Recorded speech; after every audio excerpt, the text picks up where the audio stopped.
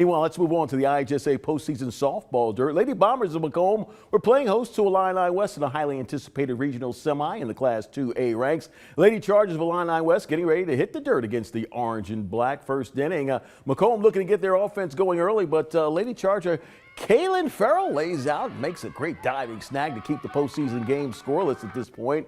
Tie wouldn't last long. Macomb High's Sarah Jordan rocking a fastball off the glove of the Illini West right fielder there. Sarah would clear the bases to give the Bombers a 3-zip lead. Illini West answers the bell. That's Madeline Boyer jumping all over a breaking ball, lifts a towering home run over the fence and center. What a blast by Boyer. I couldn't resist. Unfortunately, it's too little too late. After 5 innings of action, Macomb gets by the Lady Chargers 13-3 to end their season. Caitlin Robinson had a homer and 3 runs batted in to lead MHS. Checking in on scores very quickly. How about the Lady Raiders of Q&D? They get by Porter tonight, 4-2 in the Class 2A regional semi in Canton. That's a big win for Q&D. Time for us to take a short break, but stay close.